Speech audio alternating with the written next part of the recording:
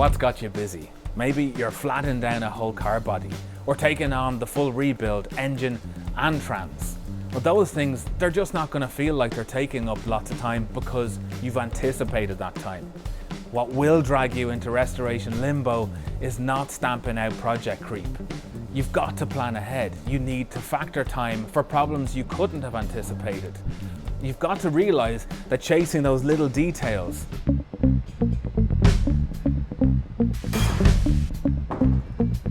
is what will take up all of the time.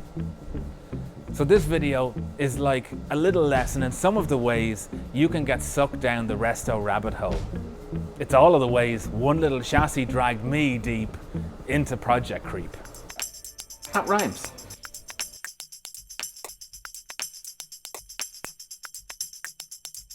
It sounds like bullshit, doesn't it? Plan for what you can't plan for. Come on, I know. But put it this way, accept from the beginning that things will go south and you'll set yourself up to have a happy restoration, or at least one without too much downtime. Outside of budget issues, being surprised that something's gone bad must be the number one reason restorations are abandoned. Big budget restorers are able to sidestep the issue by flicking money at it. And yeah, they gain a saving in time, but there's potentially a lost opportunity to get more detailed knowledge of their project too. And in the case of the amateur with deep pockets, the chance to learn new skills. If a smooth sea never made a skillful sailor, then a fat wedge never made a resto ledge. That also rhymes. What you've just seen, by the way, is something I should have foreseen, which was the welds on the reinforcement brackets needed to be ground back to allow the transmission hangers to seat properly. Moving forward, releasing the inner welds on the cradle inside the chassis meant forcing the cutting disc in between the two panels. If you look closely at the remains of the topmost weld, you can kind of see the circular mark left by the grinder. And between that and using a chisel to break the welds, this panel took a bit of a hammering, and there's no way I'm getting into replacing this whole thing. So the only alternative was to reconstitute some of this metal by welding in the divots left by the work.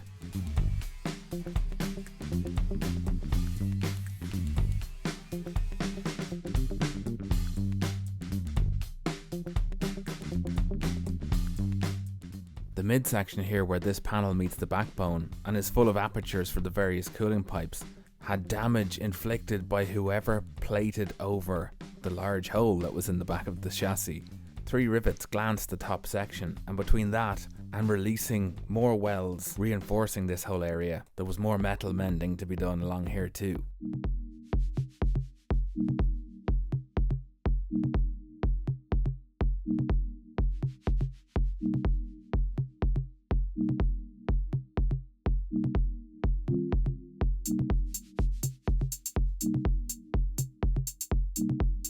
Running from here up the chassis, a crack that was hiding under the grime is the first of a quartet of details on the backbone, and this crack is a direct result of that hole that was cut in the base of the backbone. The chassis was obviously flexing through here, and luckily the crack stopped as it ran into a weld.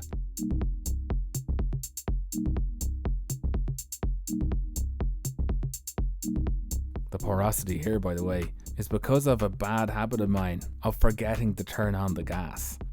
The tab on the side of the backbone, intended to carry a brake or clutch line, is detail number 2, and an easy fix. But next on the list, 4 dents, the result of what can only have been the cup of a trolley jack. You're not supposed to jack this chassis on the backbone, and when you do jack on an approved point, you're supposed to spread the load with a piece of wood. Anyway, the holes I've had to create in the backbone are fortuitous for a number of reasons. This being one, it means that I have an opportunity to repair damage like this and paint inside the chassis, which is coming up. And what I'm doing is taking reference to the distance from the edge of the hole to the damage point in the metal, so that when I put the hammer inside the chassis, I know roughly where I'm tapping.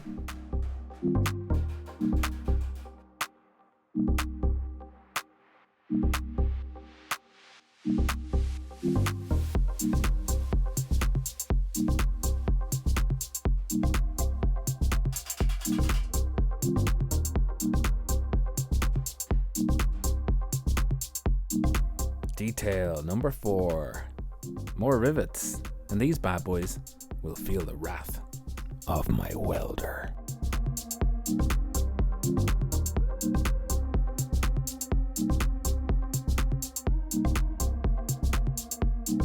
A funny thing, and a show of factory inconsistency that the naysayers are gonna love. These beads of paint running down the inside are only on this side, which means that the gap between the side panel and the bottom panel of the chassis on this side must have been big enough between the stitch welds to let paint run through when the chassis was painted, but not on the other side. Prepping the inside of this backbone was a proper pain in the ass. Thankfully, Andy with his Media Blaster had managed to get quite far down the backbone from the hole in the back, but this front section was untouched. When I had it prepped, dust free and wiped down, I decided to brush paint the epoxy primer inside it, which I instantly regretted.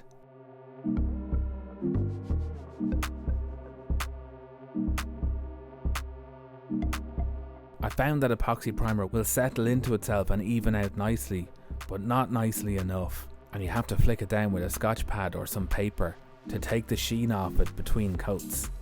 So I wasn't going to muck around with the second coat. It was going on with a gun.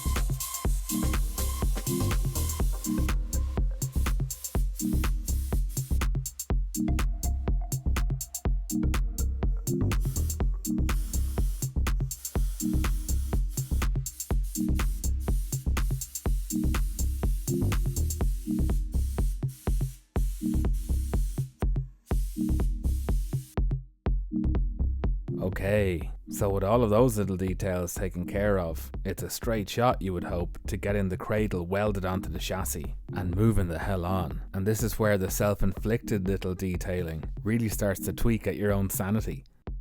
The first thing was that while I was bending this panel on the sheet metal brake, to get the small return flanges folded meant cutting away a small amount of metal from each end and then folding away the apex of the main triangle just to give the metal brake clearance. And now that re-flattened fold looks rough by comparison to what is otherwise a lovely smooth panel. So that needed some panel beating and a short session with a body file before the obsessive compulsive decided he had to weld those two little pieces that he had to cut out back on. Ugh.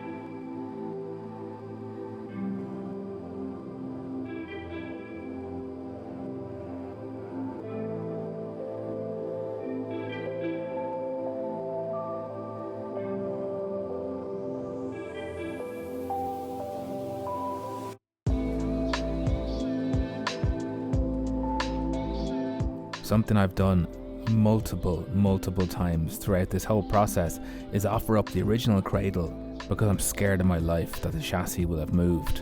And one thing I've noticed more and more as I've worked on the new panel is how work hardened the old panel is from being jacked and stretched and cut and hammered.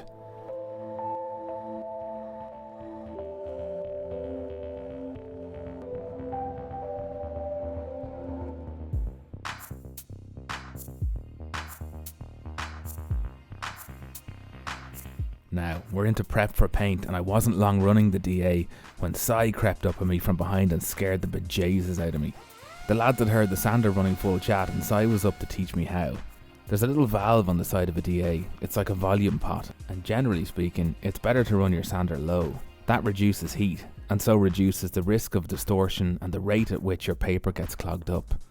Speaking of getting your paper clogged, the other little nugget bestowed on me is that the grease from your hands and cutting fluid and the subsequent grime that builds up on a bare workpiece like this will reduce the life of your pads too. So, good practice is to rub your work down with panel wipe or thinners before hitting the like button. Sorry, force a habit. Before hitting it with the DA. Wipe down the subscribe button before you go too. You know, I was going to say that this panel has come a long way, but really it's me that's come on, dragged into the now by this one piece of work. I haven't done anything difficult. Simple tools, simple processes.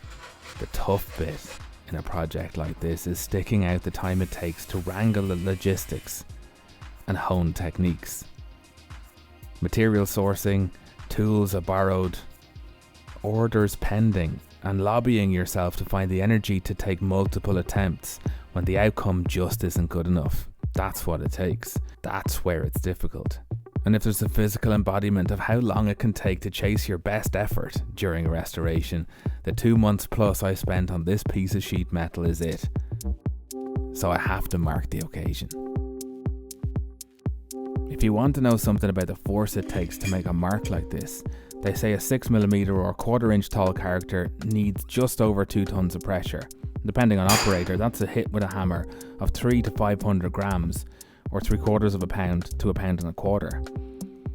Well, my marks may be 5 times that size, and the pressure needed will probably be well north of 12 tons. I was naive to think that even my 4.5 kilo, that's 10 pounds, of sledge would cut it. So it's time for more tool borrowing. And tool borrowing takes time.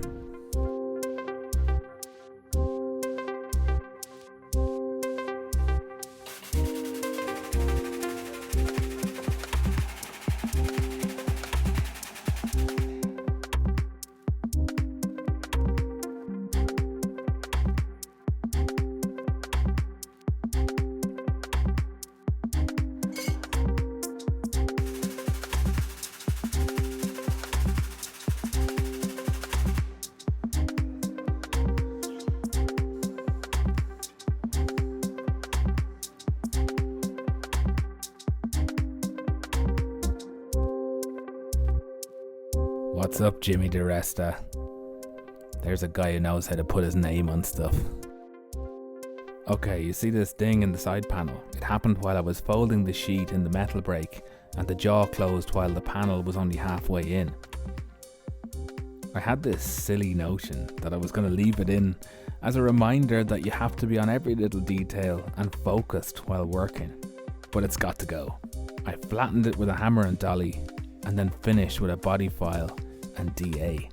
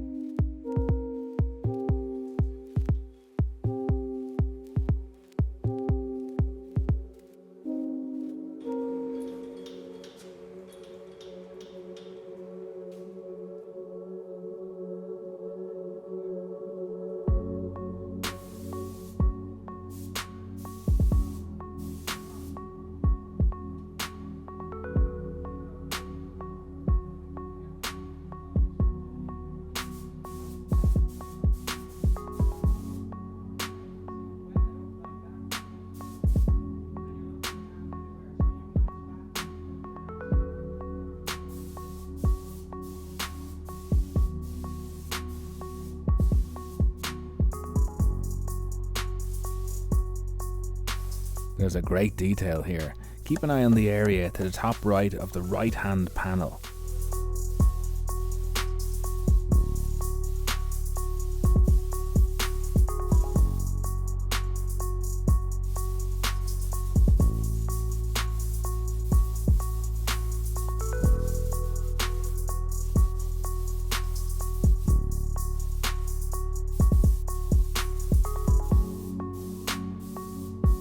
I was watching this, willing myself to go back over that area. Good thing this is just a first coat, and I think I'd be methodical enough to spray a whole car. Back the truck up there, pal. By the way, watch as the panel sways in the light, how the area around the large hole at the bottom edge is matte compared to everywhere else. That's because it's literally not as wet as everywhere else. The paint is thin there too.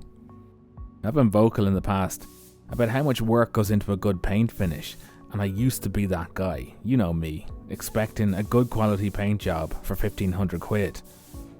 Well, consider this, at trade rate, I'll be €1,000 into paint and sundries before any labour even happens.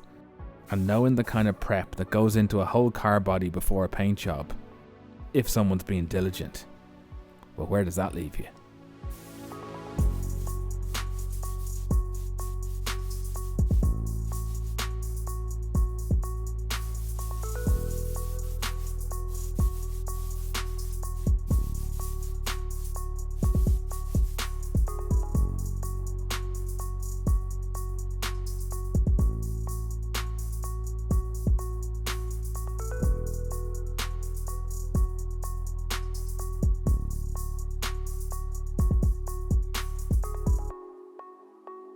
When I cut the welds off the original cradle, I did it as neatly as I could, so that the remains could be my reference points for the new cradle and for the chassis in general when I offer the old cradle back up to check it for true.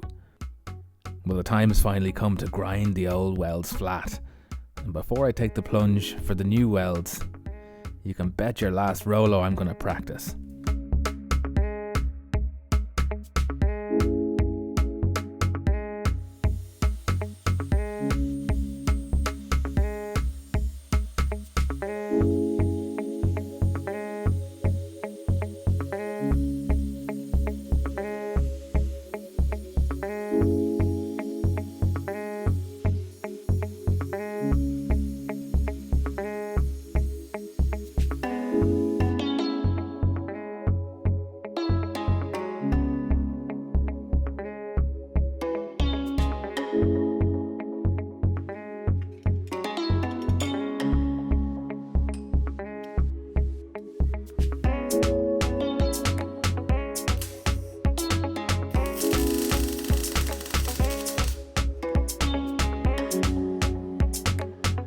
With every couple of welds in this practice session, I was tweaking the settings on the welder, and I had one thing wrong the whole way through.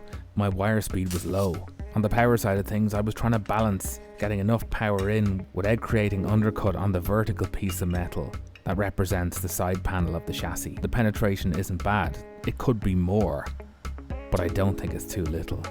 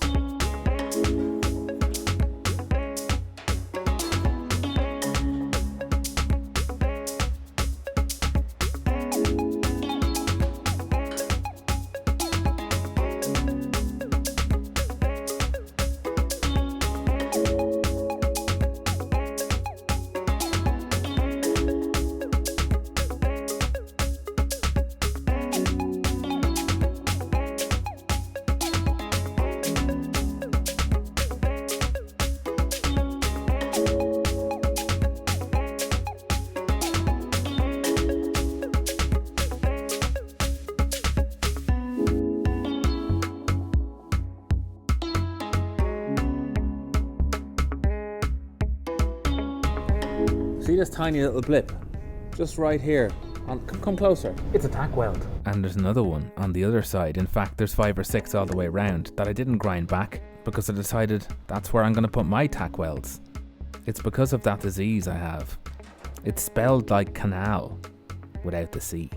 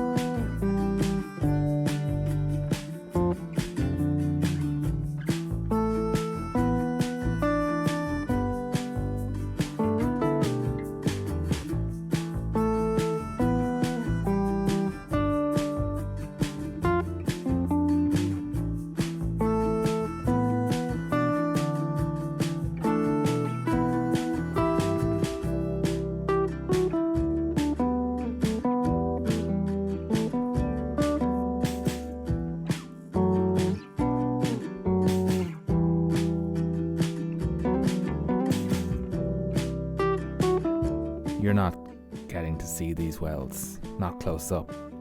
In fact, let's pull back a bit. Some of them are okay, but some of them are a mess. And that's exactly the kind of fuck up I'm talking about. I had to step away for a day or two. Kind of wounded.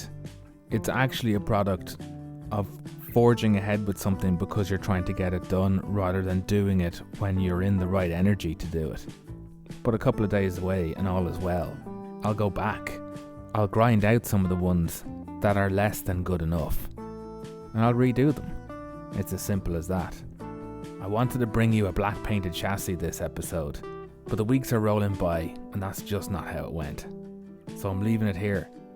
It just remains for me to thank Cy and Gar at Delta Auto Body for their constant backup, the lads next door at AutoFit for the lend of their press, and my patrons who are the best support a guy could wish for. So thank you David Govan, Rob at Extreme Plasma, Emmanuel Furr, Brian Patton, Will Thompson, Ivan Jones, William Keating, Jens Haga, Lawrence, Thomas Cox, Gunnar Voslev, Sky Ruff, Justin, Urian van der Town, Thorsten Bizio, Ross Heffernan, Bob Burnquist, Prathan Pupat, Brian Kenny, Julius NS, Jinsu J. Jew, Yasha Markle Huss, Almayed, Scott McDougall, Graham Collin, David Smith and Ricky Llewellyn. Your support genuinely gives me the space to make the boo-boos I make and recover from them. If you'd like to become a patron, the link to my website is in the description and it has all the support options, merchandise and contact. So give it a click, hit the like button and the subscribe button, turn on notifications and stay cool until I see you next time. Good luck.